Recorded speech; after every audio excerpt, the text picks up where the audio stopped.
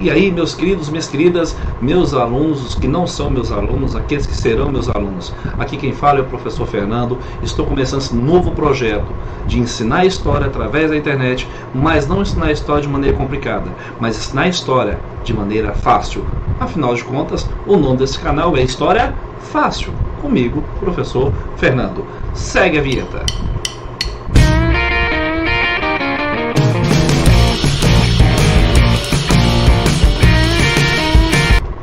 E aí, crianças, vamos começar a falar sobre história, cultura e patrimônio.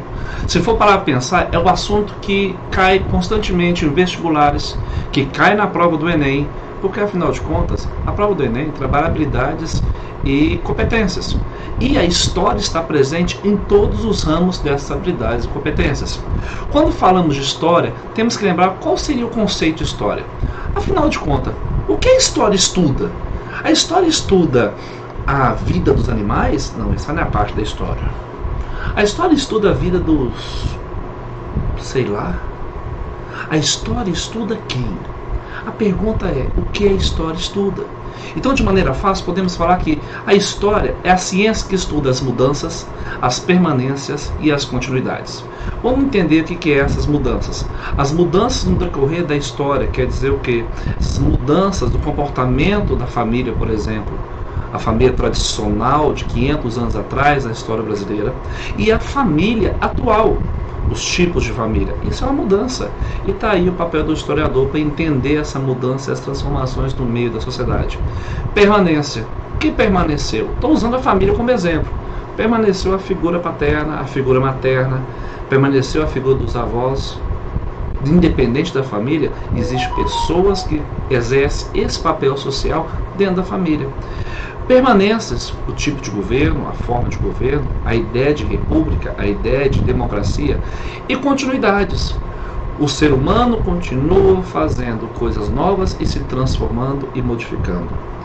As relações dos seres humanos sobre a Terra. Então a história ela busca entender como é que o ser humano se relaciona com o outro.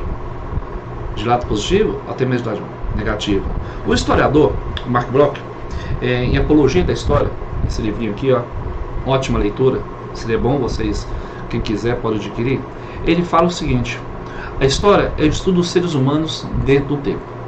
Então, existem grupos sociais que vão estar num determinado tempo da história, que vão ter um objetivo naquela história. Vamos pegar, por exemplo, a Revolução Francesa. Existe um grupo social envolvendo-se na Revolução Francesa, dentro daquele determinado tempo, que conseguiu fazer mudanças.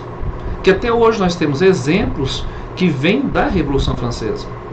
A sociedade vive essa mudança, essa relação do ser humano com o tempo. Com isso, para entender a história, nós temos que ter fonte de pesquisa. Afinal de contas, a historiografia é uma ciência. E como ciência, ela tem as chamadas fontes históricas. Podemos numerar essas fontes históricas da seguinte maneira.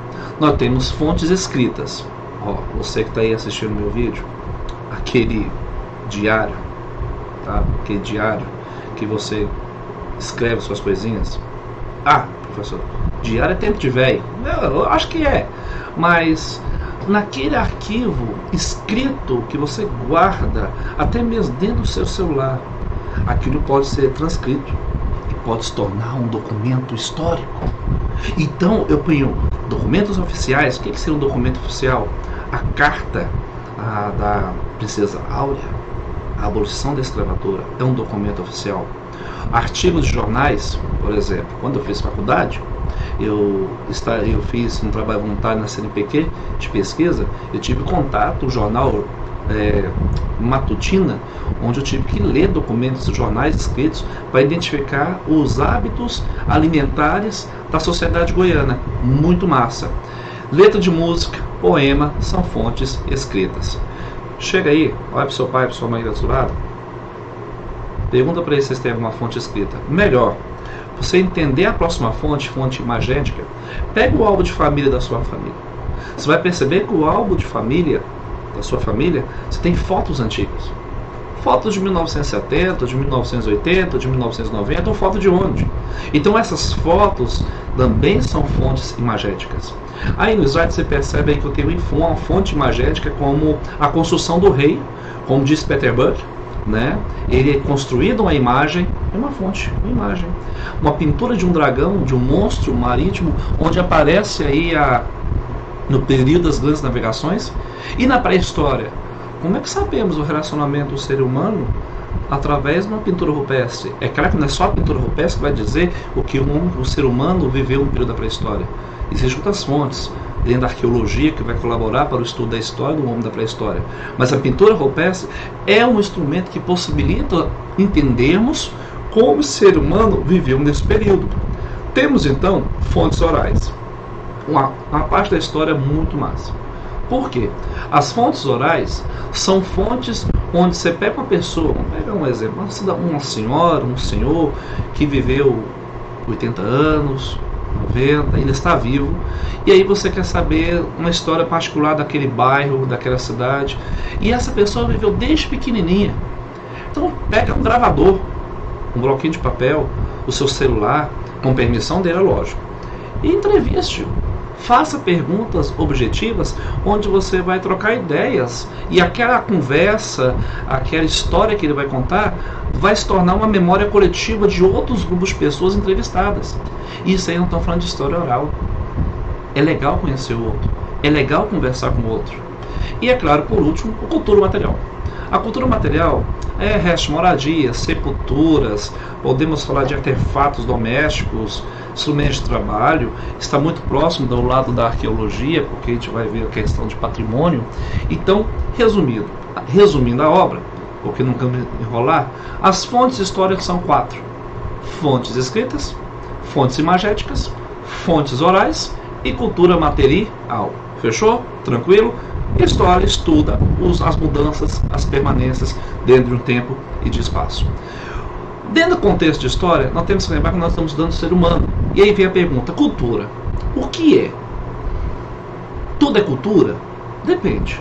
Podemos olhar que cultura, de acordo com o conceito, podemos falar que cultura é tudo aquilo que é feito pelos homens, seja material ou imaterial. Então cultura é uma dança, uma música, uma construção de um prédio antigo. Isso é cultura. Então, quando nós falamos de cultura, estamos falando de cultura material e imaterial. E para falar de cultura, nós temos que falar sobre patrimônio. Muito bem. Eu, professor de Goiás, goiano, graças a Deus, tenho muito orgulho de ser goiano. Temos uma cidade tombada aqui, que é a cidade de Goiás, Vila Boa. E a cidade de Goiás é uma cidade que é um patrimônio histórico da humanidade. Como nós temos, por exemplo, na Grécia Antiga, vários patrimônios históricos. Mas aí o conceito de patrimônio seria o quê? O que seria patrimônio? Patrimônio é a preservação de móveis e imóveis dentro de uma nação. Então patrimônio tem a ver com a cultura. O que a sociedade construiu. Depois, vá pesquisar na internet, dá uma olhada e responde a questão: quais são os patrimônios históricos da humanidade? Esse é um bom exercício de pesquisa de curiosidade. Aí nos anos tem um Cristo Redentor, um patrimônio cultural que nós temos aí na figura do Brasil. Nós temos aí a dança como instrumento de cultura. E é claro, não podemos esquecer que para defender esse aspecto de cultura, nós temos a figura da Constituição. A nossa Constituição, elaborada em 1988, ela diz o que sobre patrimônio? Nossa Constituição afirma que patrimônio são os bens de natureza material, os bens de natureza imaterial. Ponto final. E é dever do Estado preservar esse patrimônio. Não só do Estado, não jogar a culpa toda no Estado. É dever de toda a sociedade defender e proteger o patrimônio histórico, porque quando falamos de patrimônio, estamos falando de memória. Não a minha memória, mas a sua memória, a minha memória, a memória do meu filho, a memória de todos. Então o que é isso? É patrimônio. Contudo, sabemos que é o termo zelar pelos bens. Dê um exemplo aí de zelar pelos bens de quem? A Constituição fala disso. Zelar pelos bens culturais dos africanos e indígenas. Como, por exemplo, nós estamos chegando aí, nós sabemos que a festa mais popular no Brasil é o Carnaval, mas defender a matriz do samba no Rio de Janeiro. E é claro também, por exemplo, da cultura indígena, a arte coziva praticada pelos índios Iaiampi. Eu acho que é isso sim que pronuncia, não tenho muita certeza, mas eu acredito que seja assim que pronuncia. Beleza, gente? Então isso aí é o que eu queria falar com vocês hoje, viu? História é fácil. História é facinho. E aí eu coloquei para vocês um resumão da aula. o que é história estuda, as fontes históricas, para vocês terem um bom estudo. Foi um prazer estar com vocês nesse curto tempo. Teremos vídeos mais longos, mas nesse primeiro só quero te conhecer.